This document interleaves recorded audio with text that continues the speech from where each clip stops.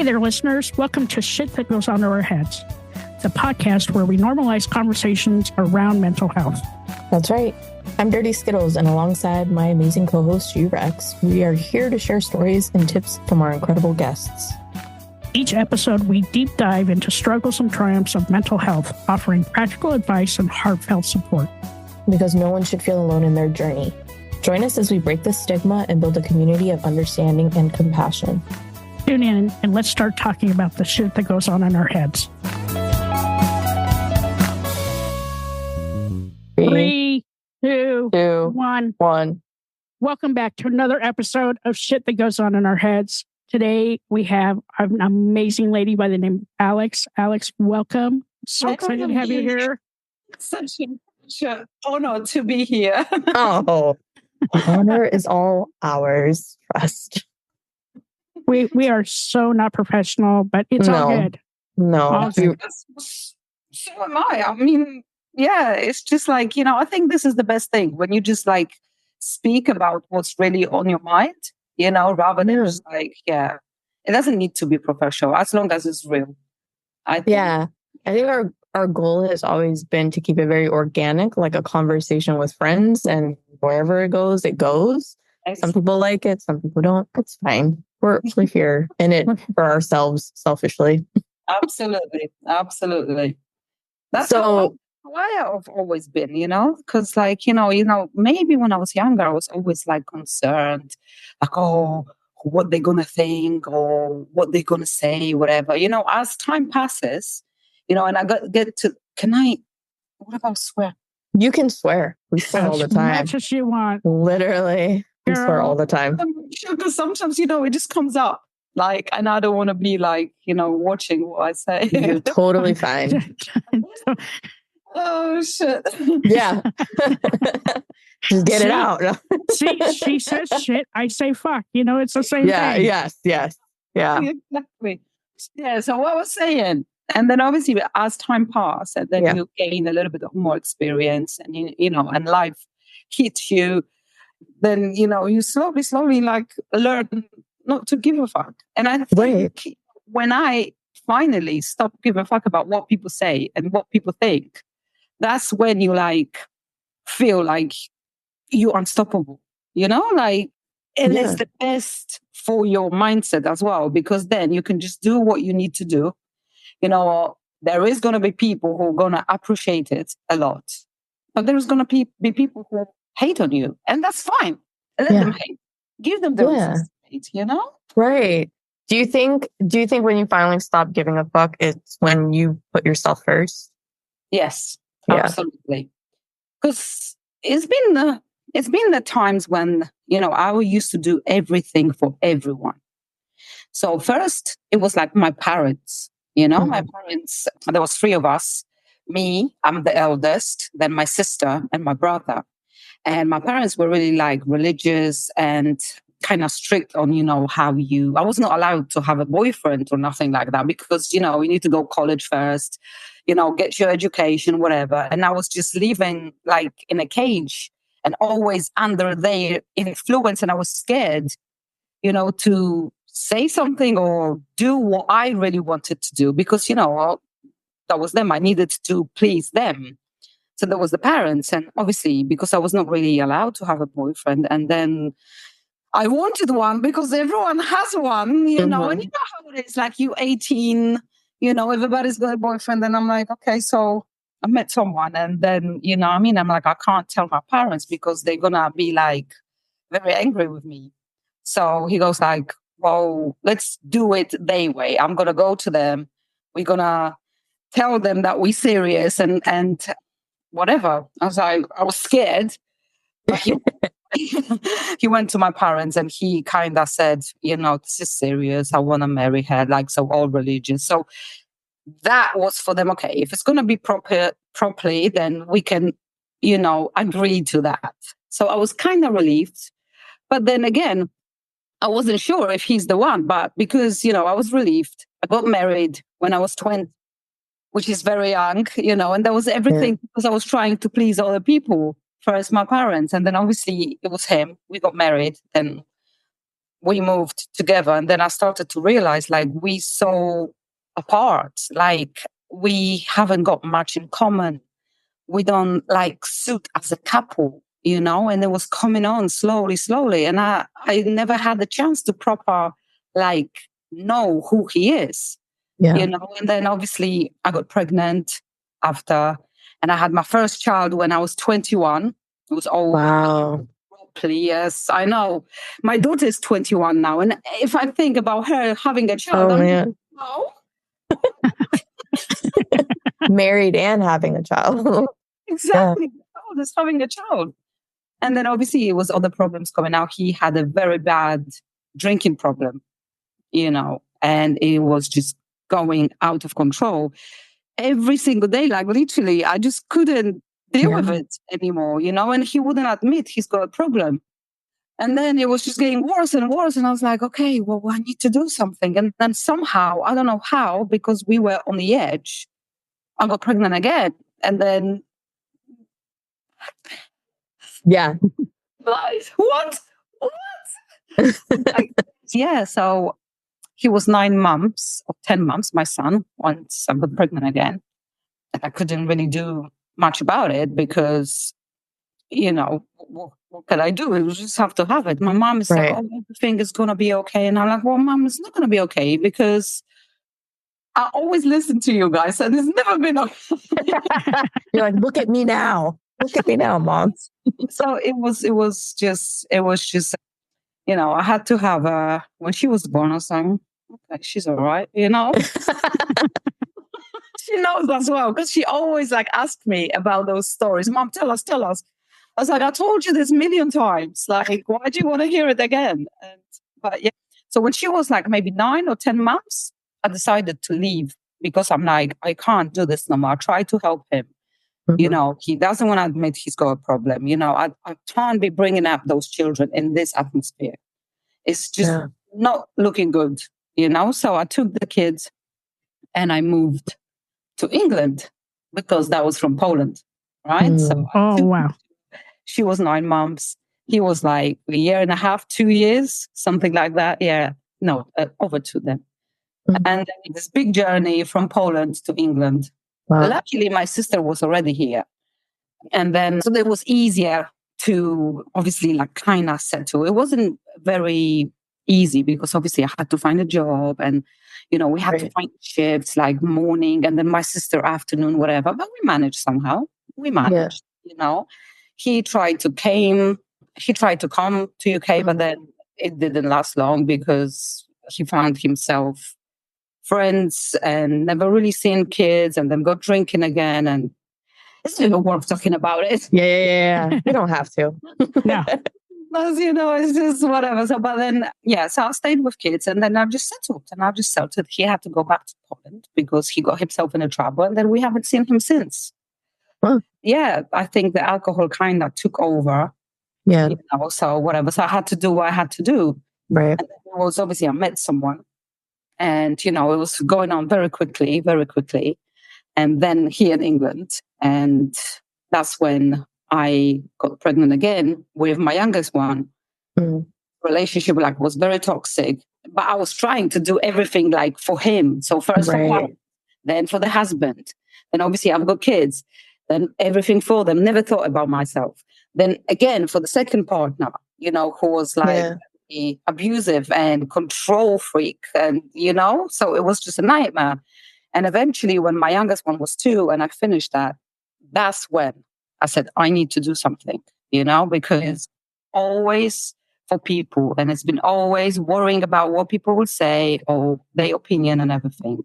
And since then, I started to learn how to actually think about myself first. Because if I think about myself and look after myself first, that's going to be beneficial for those who I love and who are around me, like my kids, for example. If I'm not going to make sure that I'm good first, how they can possibly, see and have a good influence on them. So, and that's when it was. Yeah.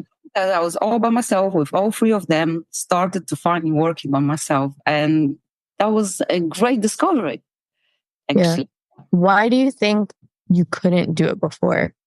But you see, that's what it is, because of this influence on people.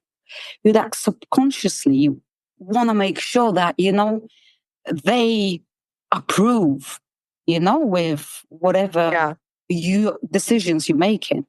And then I realized after, like, they don't need to approve anything. And that's what it was. Because when obviously I said to my mom, this is what I'm doing, this is what I'm doing, this is what I'm doing. At the end, she was like, okay, you're a grown woman now, whatever. And I was so scared at the beginning. And then I thought to myself, like, why didn't I do this before? Yeah. But then better later than ever, I guess. Yeah, for sure. Oh, always.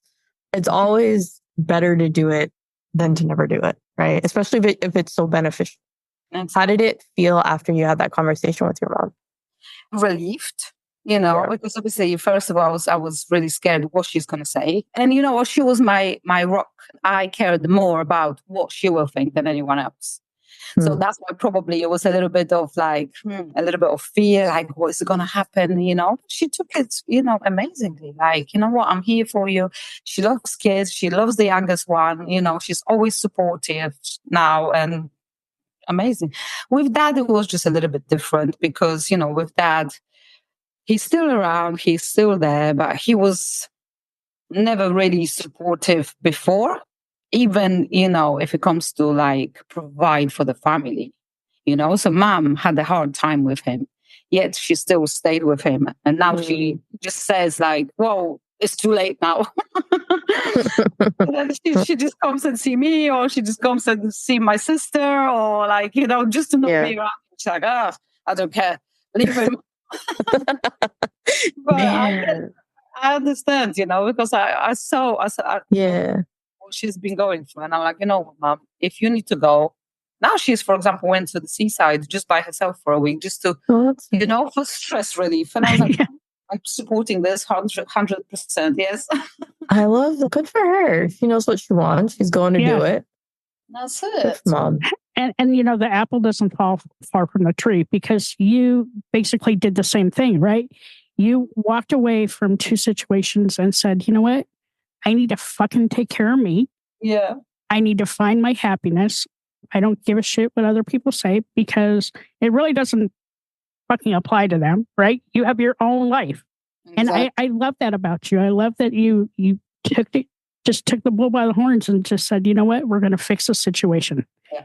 And you feel better for it, right? Because now you're not people pleasing. You don't care what, X, Y, and Z say. You're doing it for you. And that's where the I don't give a fuck comes from. Because but you found that before I found that, right? So I didn't get there until I turned 60. And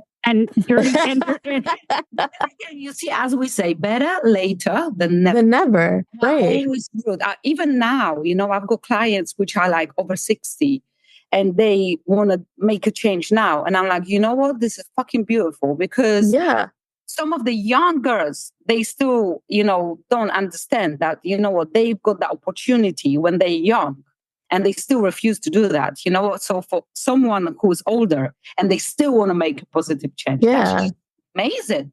Yeah, it's like poetic, because I would rather, even if I had 2 days left to live, I would rather make that move now and experience it for 2 days than to never experience it ever, right? Yeah. So I get it. I'm curious, when you started making decisions for you and putting you first, did you learn anything about yourself that you never knew? I did. So how it all started first, it was, I wanted to make a change, because obviously I was all by myself with the kids, and I wanted to make a change, but I didn't take action towards it. Yeah. So I still had like friends, but they were not really friends, because they were just only good friends when there was a drink on the table. Oh yeah, what are we doing? We're drinking, So the friends, when there was, so I was like, we're drinking, friends, let's go. So I got myself, in a few months, like, drink here, drink there, drink whatever. And then, it got to the stage when I'm like, what the fuck are you doing? Like, do you really want to have this life? where all you got to do with your friends is just getting pissed. Yeah. And then I thought, if I'm not going to make a change now, then when? Right. So that's when I signed up to the gym. And I said, I need to maybe change the way I look first and maybe make myself feel better, because it's not going the right direction. And so I did that. I didn't know I was doing it first.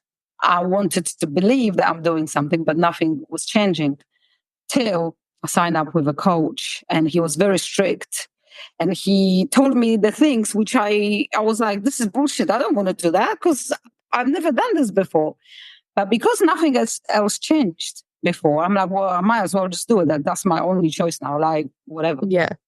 And it actually started to work. And because I started to work on myself, you develop that resilience,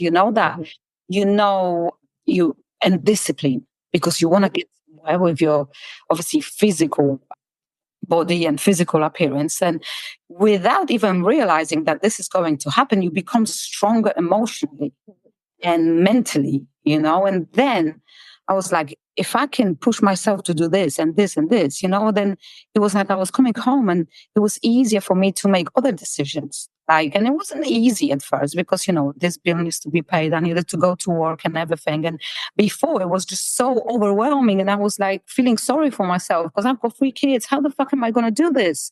But because I started this journey, it was like easy to navigate, it become that I didn't even realize that this change can happen. And the more I did it, the more of this resilience and discipline and, the will to like push through, I've developed. And it's crazy to think, because this is what I'm trying to teach my ladies now. Some of them, they obviously believe, some of them not so much, but Yeah. Everyone needs to like grow up to this change eventually. And, it's different for everyone. And I'm glad it happened then. And then year by year, and the kids could see the change as well. There was no more drinking, absolutely no more drinking. Mom is getting this. Everybody is just saying, like, how did you turn your life around 360 degrees? How did you do that? I was like, what? First of all, it was just the training, and I didn't care if I have someone there or a man. Everyone chasing a man, want to be in a relationship and everything. I didn't fucking care. I was like, you know what? I don't care. I'm good. Yeah. I've developed this new mindset and the way I deal with things. I'm like, if I have one, I do. If I don't, then I don't. I don't care. Yeah. That's beautiful. That's what it was. And I was by myself for a very long time. And then I even had clients and she's like signing up to Tinder, all this. And they tell me, all the time, like every day, like, oh, I was on this day, then I was on this day. I'm like, what the fuck are you even searching? It's like, if there is a right one, he will come eventually, because that's what happens. They come unexpected. Right. And if you're chasing all your life, then that's when it's not gonna come, because you're putting too much focus on it. Let go, don't give a fuck, and it will come. That is the lesson. I love this, Alex. You're my spirit animal. I love you. Yeah, like I said, don't wait until you're 60 to not give a fuck. Exactly. But I will tell you, the minute I stopped giving a fuck about a whole lot of things, it's absolutely free. Yeah, absolutely free. Like, you know what? I put up some boundaries. Yes, I've lost some friends because of it, but I'm fucking happy. And you know what? That's what matters. I'm happy. And the fact that my wife sees how happy I am, even she said, this is the happiest I've seen you in 20 years. Thank you. See? Exactly that. Exactly. See, Dirty Skittles, you need to start not giving a fuck. Yeah. I'm making... Let's start now. Yeah. I do small stuff, right?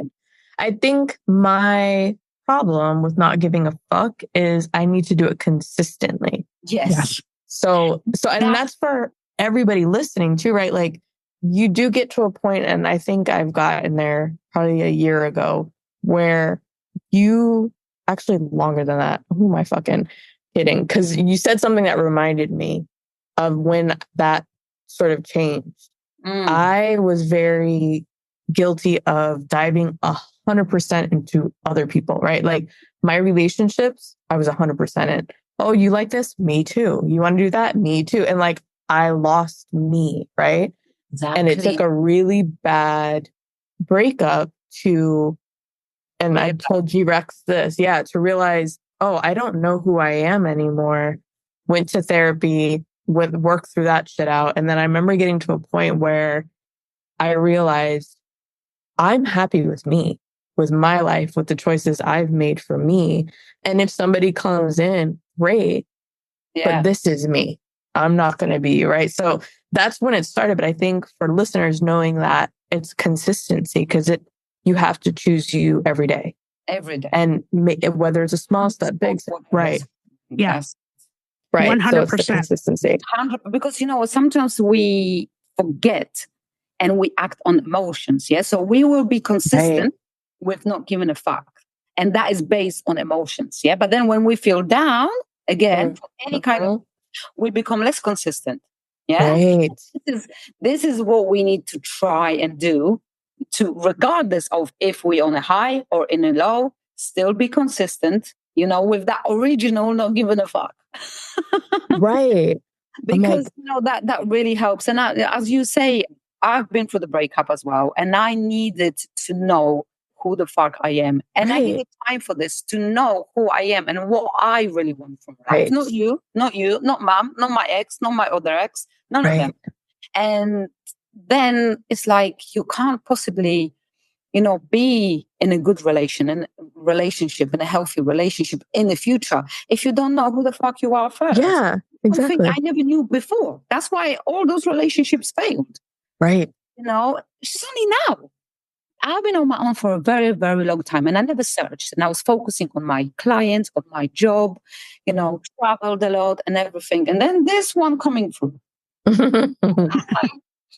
We did here, words, I never even thought that something like that is going to happen to me again. Because I was good, and I finally knew who I was. And I was good on my own. And if I'm going to find someone, then obviously it's going to be the bonus. But if I don't give a fuck. Like, I'm good. Yeah. Yeah. And I think, and I don't know if you can relate to it, but when you find somebody, I remember realizing it's different because I want to share who I am with this person versus before it was, I want to be a part of what you have going on. Yes. So then you realize, be who you are. I want to do what you do. Yeah. And that's how yourself, and everything what is about me, it's just kind of fading away. Right. And that not happen, because we should be like a partnership. Yeah. This, you do that, I do this, you do that. We all understand each other, and and it's beautiful. Right. You just feel like, what, it's all for him. Right. It's that way for her, or no other way, So yeah. How do you feel it now? Me? You yeah. Are you still healing, or? I think I'm still growing. I don't think I'm healing. I have a pretty good grasp of who I am. I smile as I'm thinking about this because I discover a little bit more about shit that I like. Yes. That I laugh at myself now because I'm just like, dude, I'm no longer worried what other people will think about this thing. I'm like, I love doing this so much. It's fucking hilarious. So I'm at that stage of like, that's good. This is where I'm at. Yeah. And I think my health journey continues, right? Like I realized after kind of working through some mental shit, because your mind and your body, it's weird how the two can work together or work against each other in some way. And if I'm in a good mental space, just like what you said, I'm ready to like tackle it. I'm consistent. My diet has been consistent for a while. Working out, that fluctuates, right? Because we have very bad days. And then I'm like, the last thing I want to do is to sweat. But I remember how good it feels when you're in there and you're working out and you're pushing through challenges that like something as simple as lifting like a heavy weight. When I remember when I started thinking, I can do that. I just don't want to. And then I went to try it. I'm like, oh shit, I really can. I'm struggling. And then you're consistent. And then you're like, oh, look at me. I can do it now. And realizing like, it's almost conditioning your mind to say, you can do this. And it just translates into other shit in your life. That's exactly what it is. For me, it's so I started to do this because I wanted, to change how I look. Because I didn't like how I looked, those roles, whatever. Mm-hmm. It was not even the case. Now it's my therapy. Yeah. It's my therapy, yeah? And nobody can tell me any difference. Whenever I've got a bad day and I don't want to go there and I don't want to work out and I don't want to do this, I know that if I do, it's going to change, my mindset and it's going to put in a different mood. Because you know what? Exercising releases these endorphins, and then you feel automatically better. So for that 1 hour, when you go there, you forget about everything, what is currently happening. Yeah. And go and fucking smash this workout. Go and do it. Not only will make you feel better mentally, but obviously it's going to be beneficial for your brain. Well, the side effect. That's absolutely. Yeah. We could, you know what? It's just it is like a side effect. Yeah. Because I do it for mental. Right. And I'm happy that, I can actually, after all these years, I never, I've also discovered that I actually, because not everyone's doing this because they like it or they love it. Right. Sometimes they just do it because they think they have to. With me, it developed to that love. And I really love that. And what it did to me, like mentally, so I wanted to share it with other ladies because I know how many ladies they have struggled so much, with like yourself finding who they are, or like, they're not happy with their body, or they're not happy with, surroundings, whatever. So I thought, what, if I could do that, those ladies can do too. I can show them, I can help them how to do this. And this is, and I never thought it's going to be, like something what I'm going to be doing for living. I had a job I used to sell mobile phones. Like, like in a mobile shop. What you guys call it, cell phone, right? Right. Yeah. In London, we call it mobile phone. So for 6 years, and I had to deal with dickhead customers. Right. The mobile phone. This is the best. You know what I mean? And then I was like, did I like it? No. I had to do what I had to do. And just only, after I was like, 35 maybe, I've then discovered, no, I don't want to do that. I want to be someone who helps people and show them that it can be done. And if I can just save one person, that's not enough, Yeah.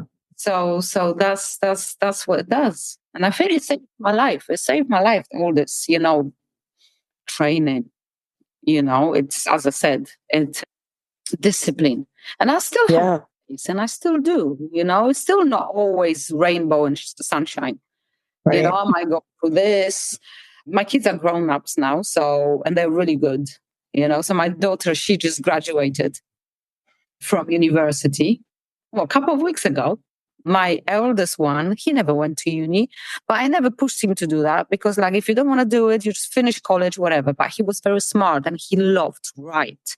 He had crazy ideas, for the writing. So he wrote, and he was very into this online thing and copywriting and everything. Now, 3-4 years down the line, he's 23 now, and he's got his own copywriting agency.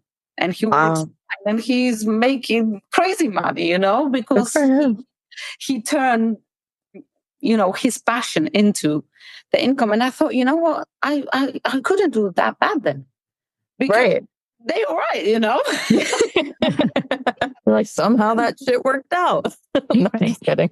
All that shit I've been through, and being all by myself, and then ups and downs, like, it reflects in your kids. Like, some of the kids, might be shit, but they're not that bad.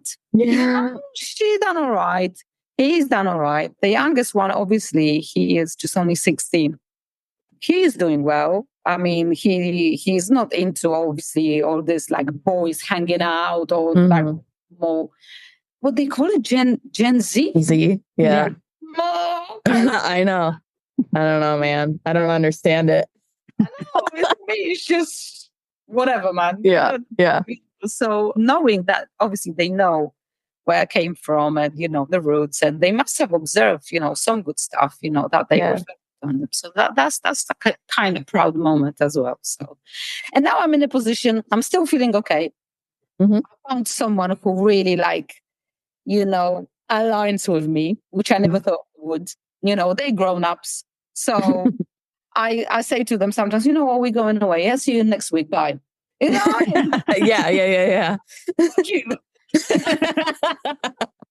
It's mama's time. Mom, none of your fucking business. You make sure the house is being looked after. Yeah, I'll see you next week. Yeah. I love that. You're like, I'm a grown-ass adult. I will do what I see fit and I'll be back. Yeah, that's I have to go back to where you were saying about, the gym and just helping you mentally. So when I first, I had started seeing a therapist the day after my mental breakdown, then I joined the gym. And the reason I went to the gym, because it was winter here and I needed to be able to get out of the house and just clear my mind. So I would go for an hour and I wouldn't think about anything else besides not falling off the treadmill and not dropping a weight on my foot. Like that was my way of clearing my head, right? And I went to the gym religiously for 6 months. Yeah. And then I pulled back a little bit because I have really bad arthritis in my knees.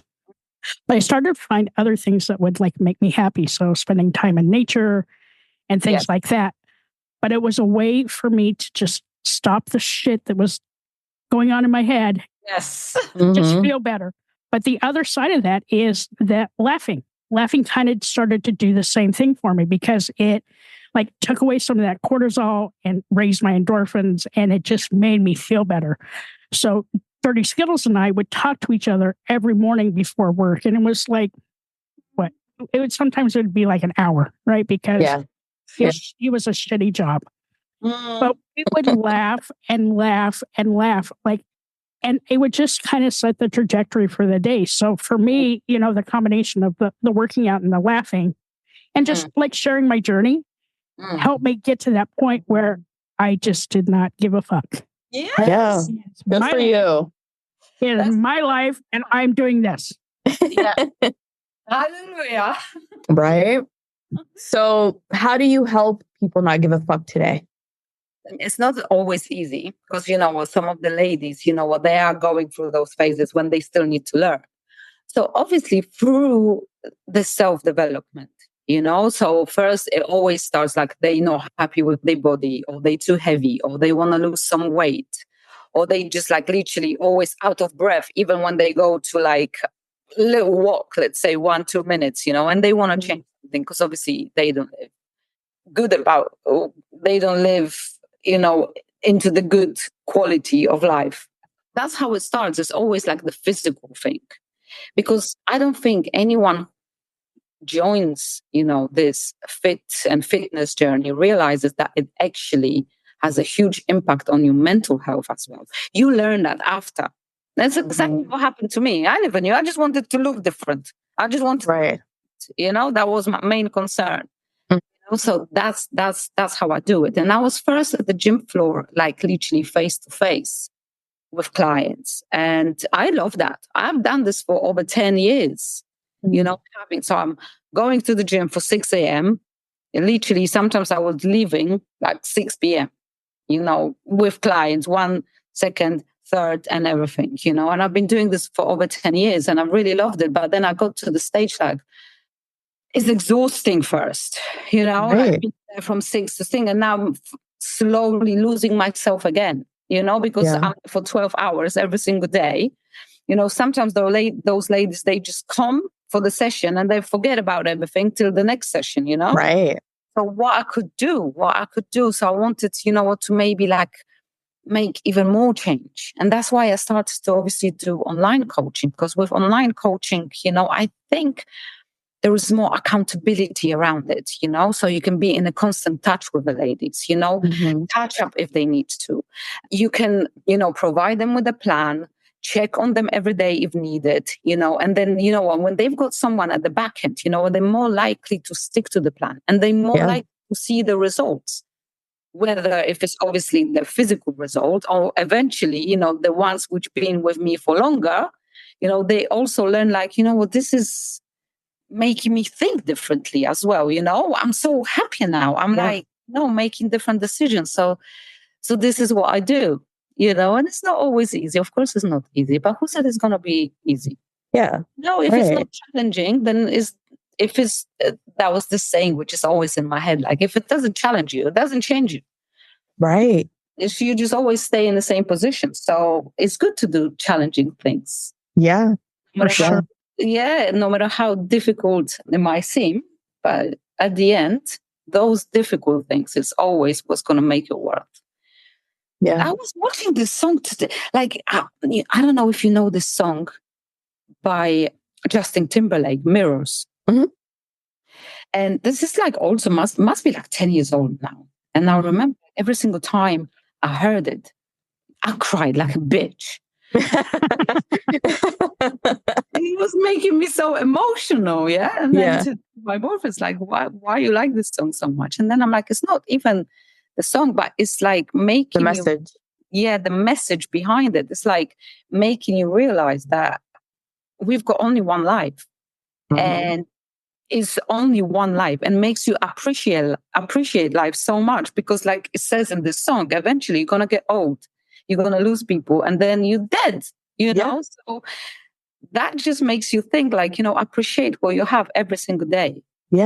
And push through, because we've been given this life for a reason, not to waste it. If it's harder, then be harder, because sometimes it has to be harder for them to be better, and then better, and then better, Yeah. That's how I think about it too. It's like, I started somewhere along the line to think about life. Well, first of all, it's beautiful, right? Like, just the concept, you're born, you live, you love, you're happy, whatever that journey looks like, and then you die, right? It sounds very like brutal, but you have a beginning and an end. And it's like a story. You have a beginning and an end. And if you are reading your own story, do you want to read fucking 40 chapters of like, not challenging yourself? Yeah. Like, fuck, that would be boring as shit, right? Like, every single chapter and every single... The same shit, every fucking... Yeah. Who wants to read that? No one wants. Exactly. Like, if you yourself don't even want to read your own fucking book, like, dude, make a change. Right. Like, make a change. Yeah. You gotta... For sure. You gotta try it. Like, even at 60, I'm 61 now. I forgot I gained a year. I try and do things differently. I like trying to change it up. I hope my story's fun to read. But, I think about like our episode we did with Bookie, our friend Liz, who had terminal breast cancer. And she passed away about a month after we recorded. But the lessons that she taught us in that episode will stick with me forever. And you know what? I live for the moment, right? You just don't fucking know what's going to happen tomorrow. Exactly. And making good choices. I mean, sometimes we make bad choices. Okay, I'm going to admit, I'm not going to go back and do. I'm not going to go back and relive my life, okay? Because I think all those lessons taught me something. Yeah. But I have a good life. I'm in a really good place, and I go through a lot of shit to get here and a lot of therapy. But I get to do something with my best friend that really was never on the wheel, never on the vision board. But I'm learning, right? I'm learning that like some of the stuff I'm doing is actually good for me, right? And I'm willing to try it, and if I fucking suck at it, I fucking suck. But you know what? It's my life. And then the second time you do it, you're gonna be better. And then the third time you do it, you're gonna be even better. You know what I mean? And it's an NH. Yeah, I love that. Yeah, it's like the podcast. The first year was a little rough, and now we're getting our groove. But listening to your story, Alex, it makes me thankful that you pushed through and that you helped yourself, and that that the art of not giving a fuck. Seriously, people learn to live that now and don't wait until you turn 60. Exactly. Right. Or don't wait, don't wait. For one marriage and Right. then the second, I'm like a failed relationship, or don't wait to that. If you just cannot give a fuck before and think about yourself, what's good for you first, you can prevent all those things. We didn't know. But that's good because, at least we learn from this. Right. So I think, those experiences, they kind of like needed because they made us who we are right now. Right. So, you might think, well, I wish I did it differently. But, at the end of the day, they made us who we are right now. And, much stronger, much wiser.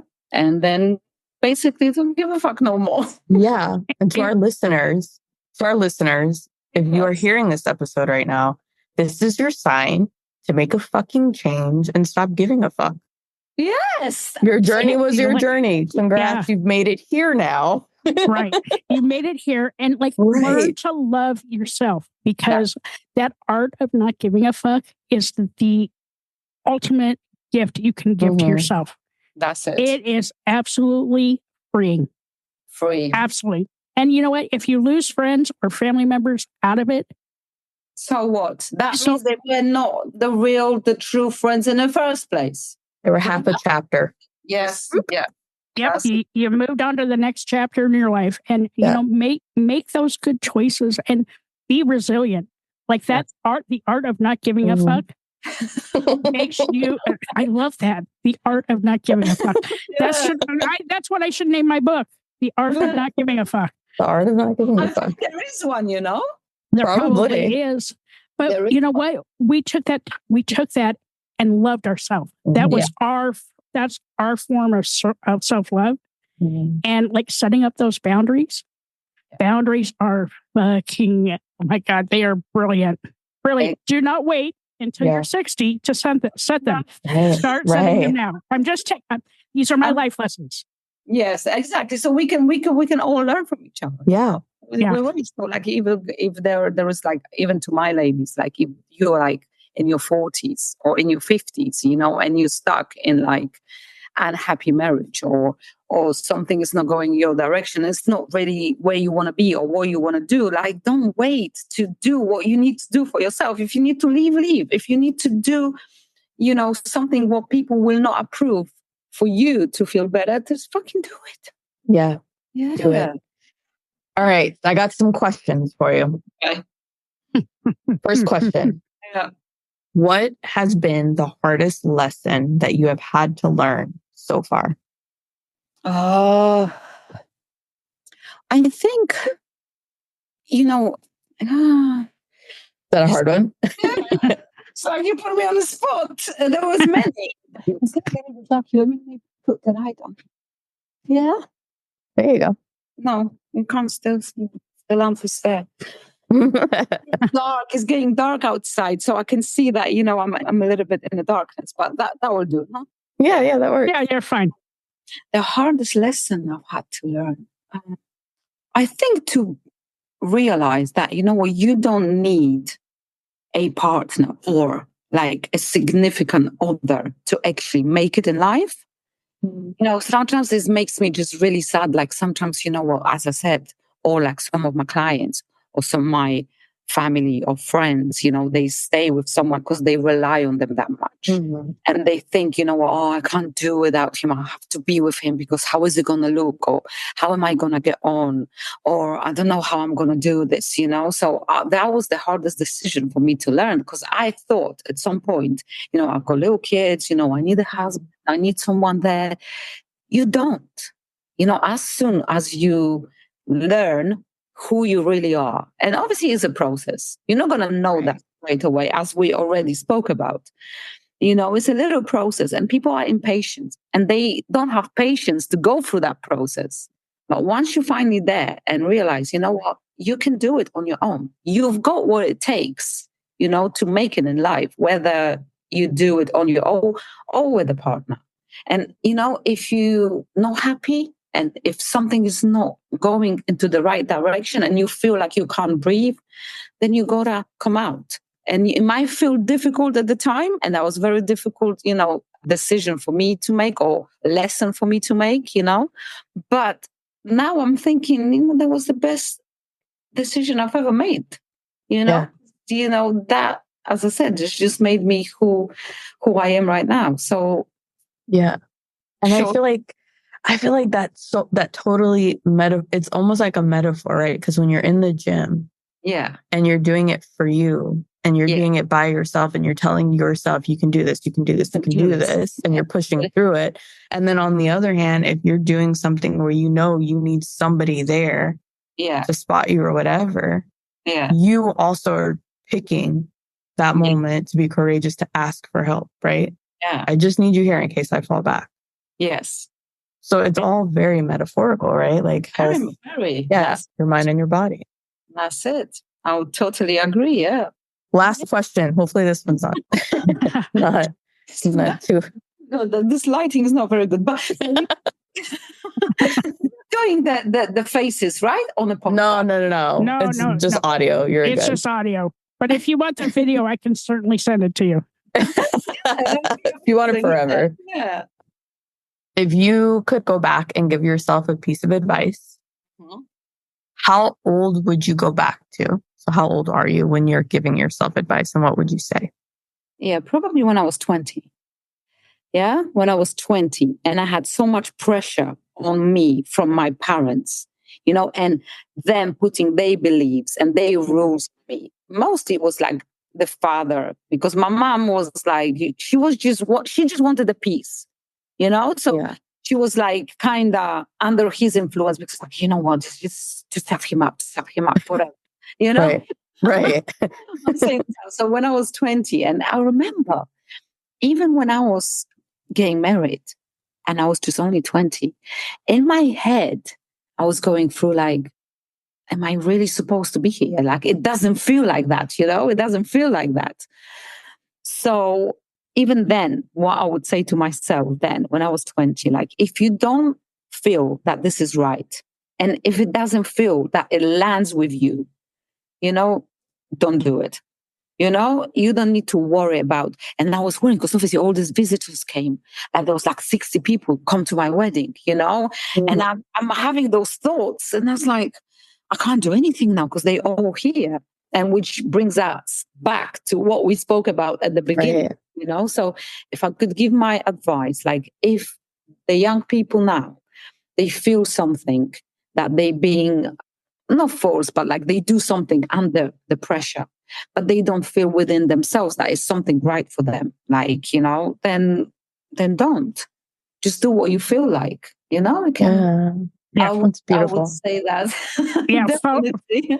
Sometimes I think about it, and I say that to my kids as well, because sometimes, they might make some like little stupid mistakes, whatever. And I was like, listen, I'm trying to prevent you from making those mistakes I did, you know? So like, I know obviously sometimes, people need to go through something themselves in order to learn, but sometimes it can be prevented, right? So I'm trying.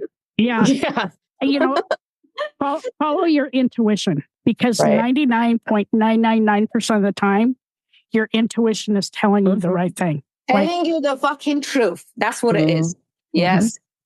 And that's what you have to do. Some people like don't want to, or like they refuse to believe that this is the truth. Like if you're telling you something, listen to it. Because my intuition like told me so many stuff before, and I never listened, because again, I was worrying what the people will say, what the parents will say, or what the husband, kids, other partner, whatever, always for people. No. Yeah. This is finished. Yay. I love this. All right. So I have a question, because I like stole this from Dirty Skittles. Yeah. What is your favorite word? Fuck. Nice.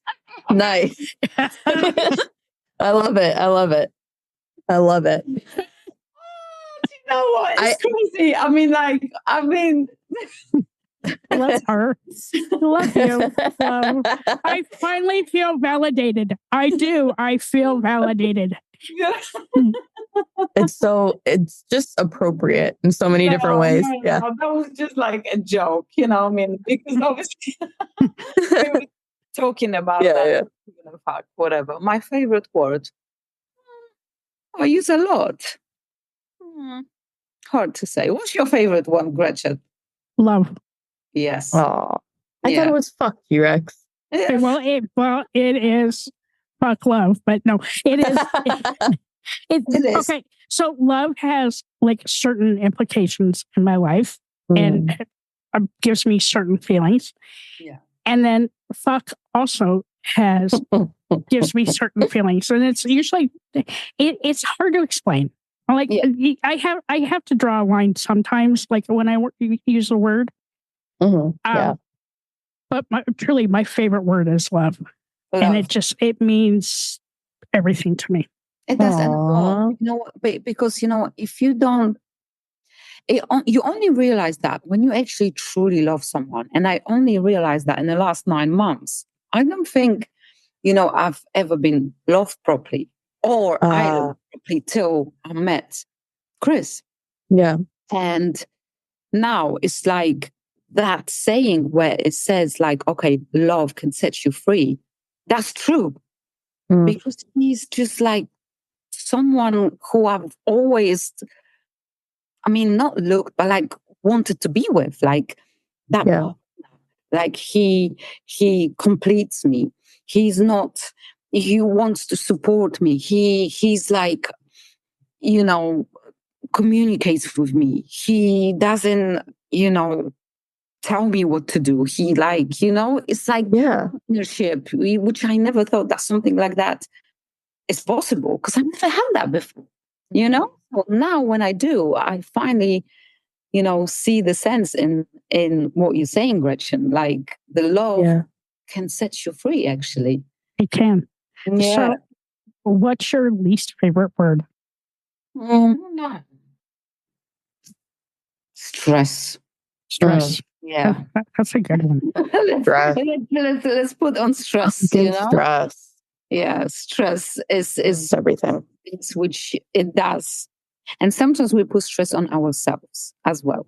Yeah, and I know I still do that sometimes. I've learned a lot not to, but sometimes I still do, and that's why I said it's my least favorite because you know what? Sometimes yes, there will be stress, but it's just all up to us how we're gonna take it because we can take it and make us stronger or make us be like low and depressed. And then that's when we're going down, so it's up to us how we take it and how we use it, and I've learned now, like, yes, there will be a stress. The stressful situations are going to happen in life because it's just life, but it's just up to us how we take the stress, it's up to us. If we take it, okay, it's stressful. I know it's stressful, but I can deal with it. Then somehow we again become resilient. And then, it's easier for us to deal with this stress, if we don't let it affect us too much, So it's my least favorite because I don't like to think about the stress. And I'm less stressed now. And I do go through stresses, but I don't let it stress me that much to the point that then I don't know what to do, and then I sit down for a day or 2 or 3 or 4, sorry for myself and everything. No, I'll be having some stresses for an hour, 2 hours. I might feel a little bit, out of space. But after that, I'm like, come on, get your shit together. Let's go, and then you feel more powerful. Thank you. Beautiful. Thank you so much. I love this. I love hearing your story. Thank you for sharing it. That was like so amazing. Like, So awesome to have you on here, Alex. Thank you from the bottom of my heart for just sharing your story. That was so amazing. And like, I can't wait to listen all your and everything because they are so like uplifting. I think I've got to share everywhere as well. Everybody needs to listen to them because thank you. Stories, and every single story's got an impact on us. Every single story. We all go through different shit, and you know what? The only thing which we can learn from it, is beneficial for us. So I don't know. Yeah. Thank you. Thank you so much. This has been wonderful. Appreciate you taking the time to chat with us today. And thank you for having me. I've been waiting for this. Thank you for having me so much. You're so welcome. I'll send you the video because we don't release a video just so you can laugh at our yes. And then, do you want to listen to the episode before we release it? It's going to be released in about 6 weeks. Yeah, sure. Okay. I mean, if you don't mind. No, yes. Girl, I'm all good. Is there anything that you want to mention that we didn't talk about? Anywhere our listeners can find you? Yes. So, I mean, like, I'm here. And, if you're going through anything in life or like, happy with where you're currently at, it could be anything. It could be mentally, or you might go through the breakdown, or you might go through the breakout, whatever, or you just have your heart broken and then it makes you eat more and then you put weight, or you're not happy within yourself. I've got solutions for it. Yeah, just hit me on my Instagram. I'm trying to keep like a business one and a personal one, but now I'm thinking, you know what, I'm just gonna combine them all together because this is me, this is my life. I might put some things from the life and coaching all together because I want people to know who I am. So not just only obviously training and value and what about, but also what's going out behind the doors as well. Because this is how people actually, understand you more and are attracted to you more. When they more about you, rather than you being always professional and business, whatever. If you show a lot of you. That's when you can actually truly help someone. Awesome. Yeah. Thank you so much. Thank you so much. You enjoy the rest of your evening. Yes. Thank you. Hi, all. Thank you so much for listening to this episode. I'm G-Rex. And I'm Dirty Skittles. Don't forget to subscribe, rate, and review this podcast. We'd love to listen to your feedback. We can't do this without you guys. It's okay to be not okay. Just make sure you're talking to someone.